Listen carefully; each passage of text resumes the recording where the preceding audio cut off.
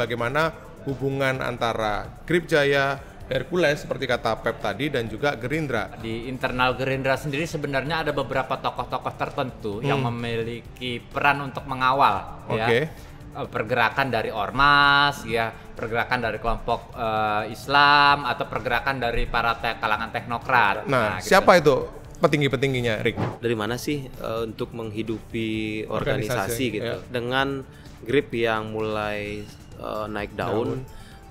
Berapa orang di Grip memang cerita pengusaha itu kemudian mendekat. Nah, setelah ribut-ribut di Jakartmaya nih dengan purnawirawan TNI, datanglah itu telepon spesial itu. Dari siapa ini, Pep? Wah, ini dari istana ini, dari rapat paripurna ya di istana. Nah, disitulah kemudian Presiden memerintahkan ini rapat tertutup ya. Tolong itu ormas yang meresahkan, yang memalak, tolong itu ditindak gitu.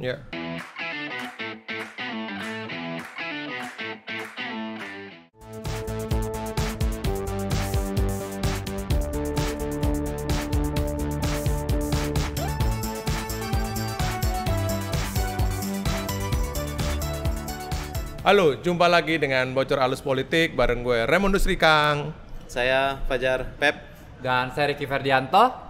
Bagi pemirsa yang ingin membaca laporan-laporan majalah Tempo, silakan klik link yang ada di kolom deskripsi. Dan ingat teman-teman, jangan pernah membaca apalagi menyebarkan konten-konten bacaan, karena di situ ada hak ciptanya. Mantap. Oke. Main apa kita? Kan ini nih ada isu besar yang mau coba kita explore lah. Siap. Soal apa tuh, Rick? Kaitannya dengan sebuah eskalasi organisasi kemasyarakatan yang belakangan ini jadi bahan pembicaraan. Oke, GRIP ya, Rick ini. Oke, GRIP itu singkatan dari Gerakan Rakyat Indonesia Bersatu. Jaya, GRIP Jaya. Oke. Nah, Pep, Rick, ini kan kita nggak ujuk-ujuk juga ya mengangkat sepak terjang organisasi kemasyarakatan GRIP Jaya ini. Kalian sudah ketemu dengan banyak narasumber, dan apa yang kalian temukan dengan mengorek-ngorek informasi dari narasumber, dan apa yang sih yang mereka lakukan belakangan ini, Rick? Memang ada peristiwa yang beruntun dalam beberapa pekan dan bulan terakhir ya. Kita tahu sebelumnya pernah ada kasus di mana mobil polisi itu dibakar di Depok sana.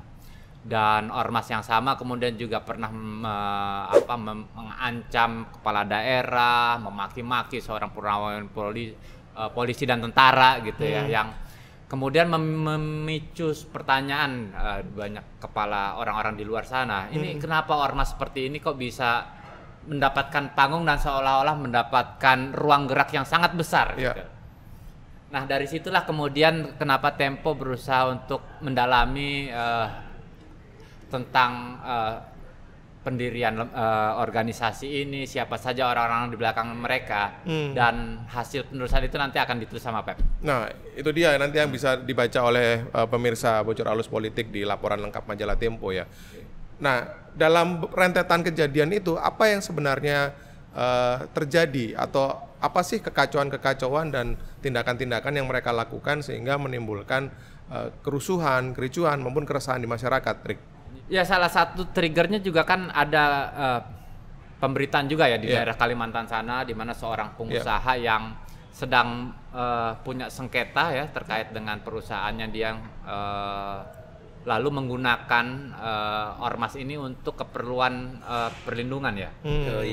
Oke, nah artinya teman-teman pasti juga menelusuri ya siapa pimpinan dari ormas ini dan kenapa seperti kata Ricky tadi, Pep, dia bisa mendapatkan ruang meskipun sudah melakukan berbagai tindakan-tindakan tertentu di berbagai daerah. Lu udah ketemu siapa saja dan apa ceritanya sehingga mereka bisa mendapatkan ruang selonggar ini sampai hari ini?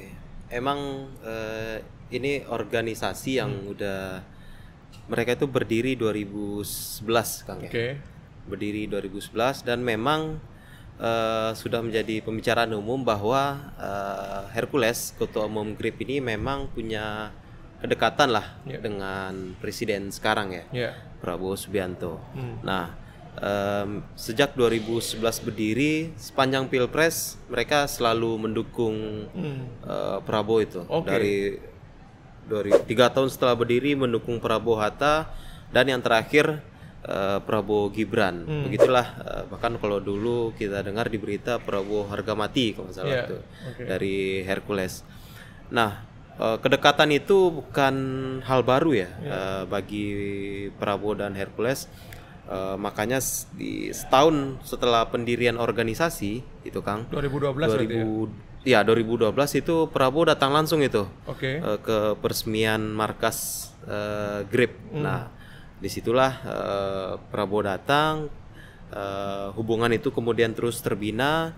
Nah, menariknya adalah selama ini publik itu mengenal Prabowo itu ketua Dewan Pembina GRIP gitu Kang.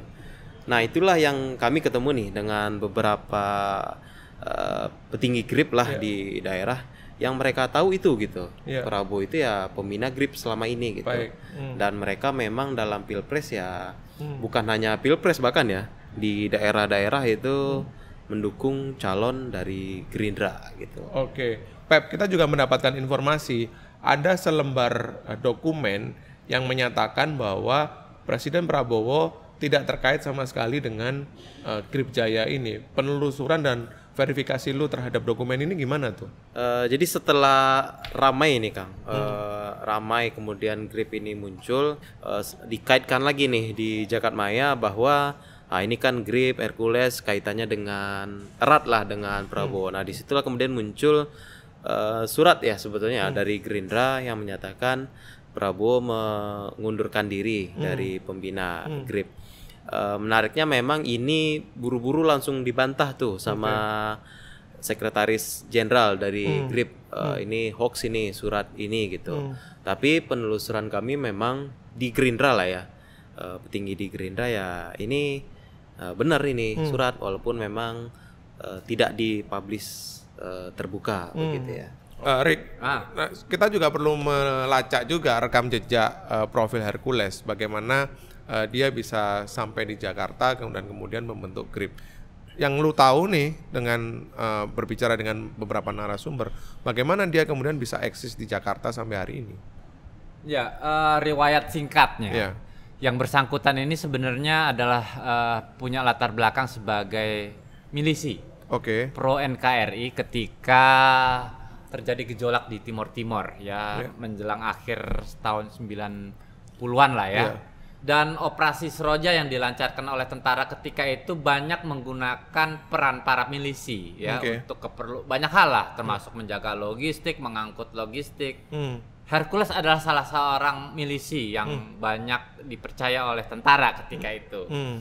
Dan ada suatu masa ketika dia mengalami luka yang cukup serius yang memaksa tentara ketika harus mengevakuasi yang bersangkutan ke Jakarta menggunakan Hercules.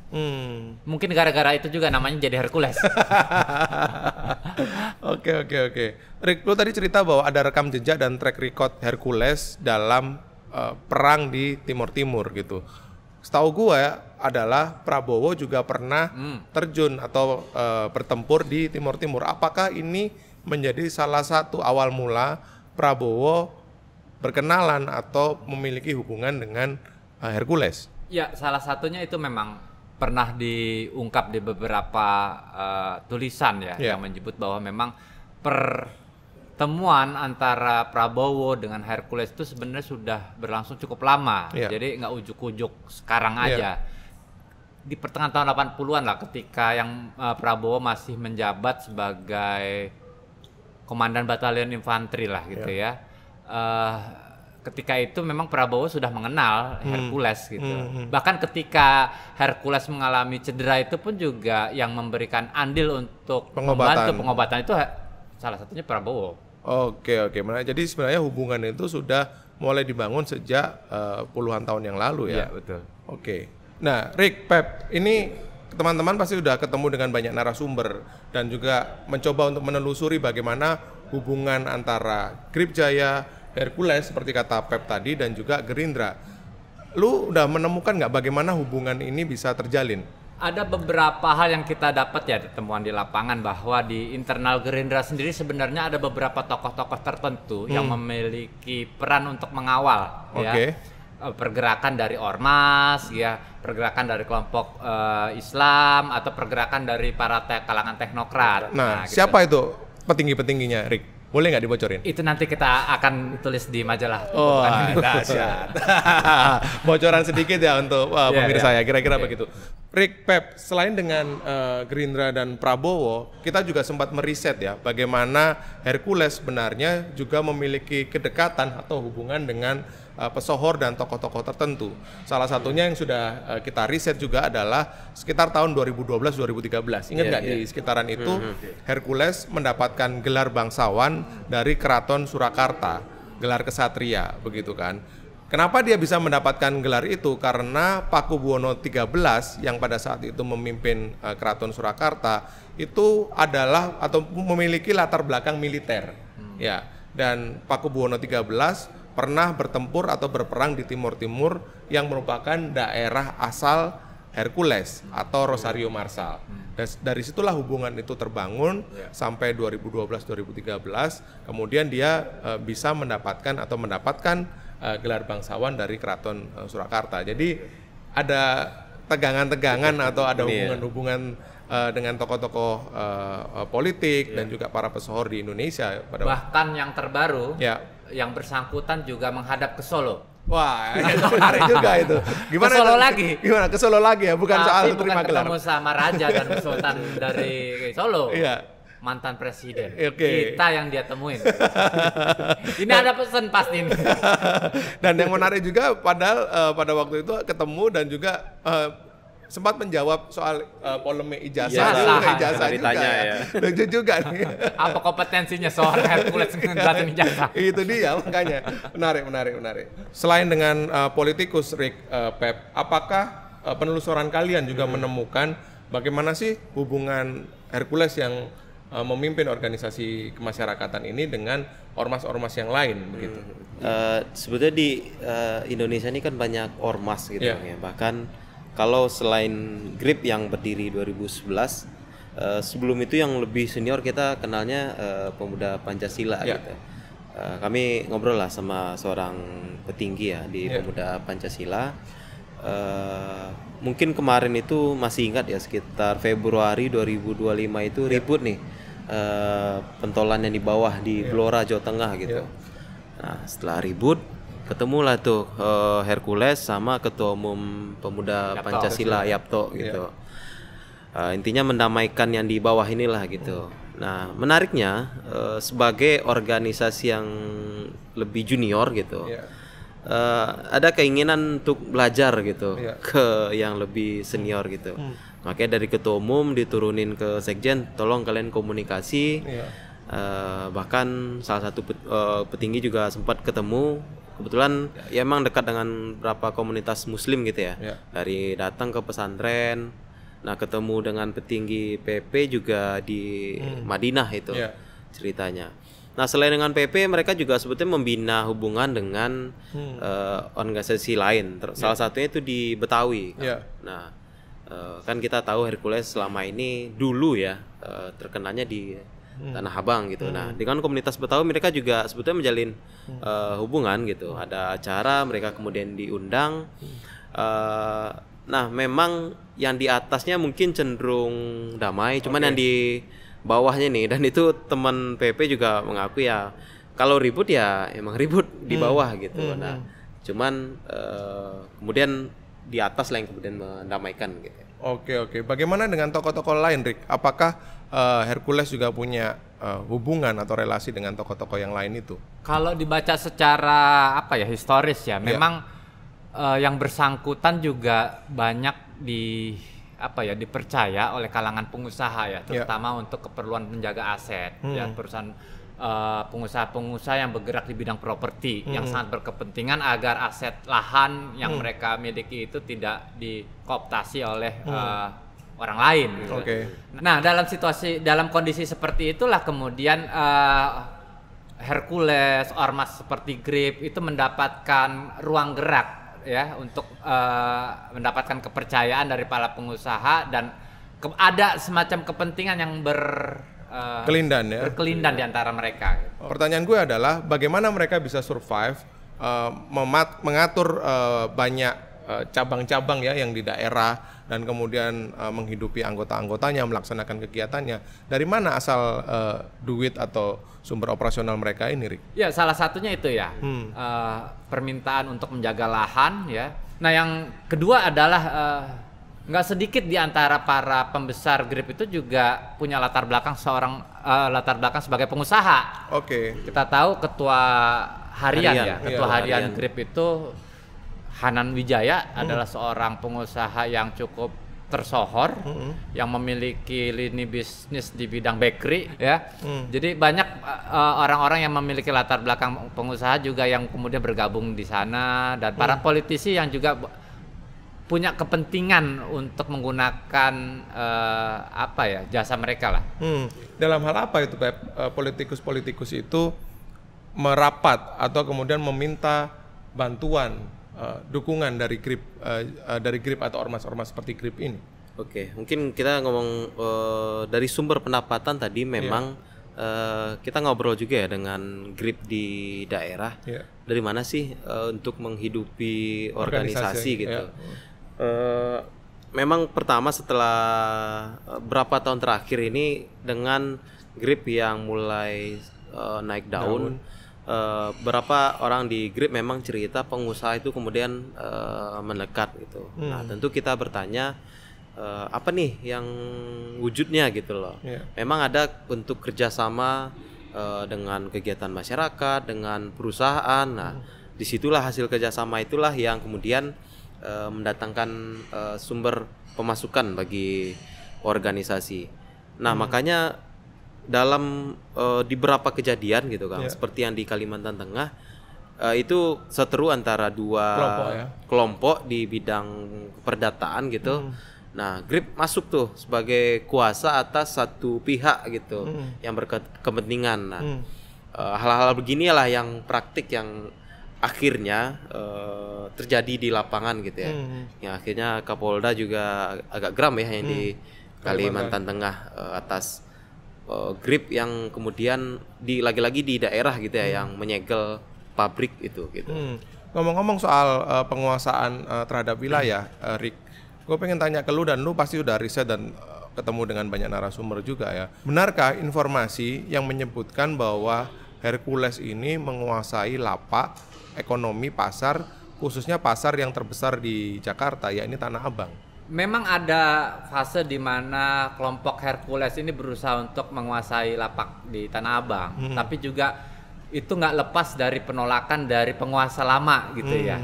Kita tahu dulu sekali pernah ada konflik yang cukup serius ya, yang menyebabkan bentrok besar antara Jawara dari Betawi dengan kelompoknya Hercules ya, yang waktu itu dipimpin oleh Haji Ucu ya, Ucu Kambing ya istilah penyebutannya.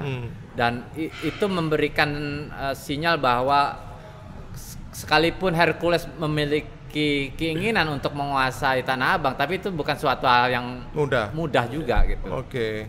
Berarti ada penolakan juga ya, Rik, di sini. Dan kalau kita telusuri juga, sebenarnya Hercules ini sempat tersandung beberapa kasus juga pidana begitu. Dan kalau nggak salah dalam catatan kita setidaknya ada 3 itu. Apa aja itu, Rik? Ya, yang pertama itu kaitannya dengan perusakan kantor Indopos ya, yang ketika itu anak buah Hercules meringsek mendatangi kantor Indopos yang ada di daerah Palmerah sana. Tahun 2003 deh ya. Awal-awal tahun 2000 ya, 2003 yang dia kemudian merusak beberapa fasilitas kantor dan juga menganiaya wartawan gitu. Dan karena itu juga kemudian dia dijatuhi hukuman. Jadi mereka pada waktu itu juga, Rik ya, tidak terima atas pemberitaan yang diterbitkan oleh Indopos yang mengulas soal bagaimana sepak terjang ormas dan juga anak buahnya di Tanah Abang. Jadi karena itulah kemudian Hercules dan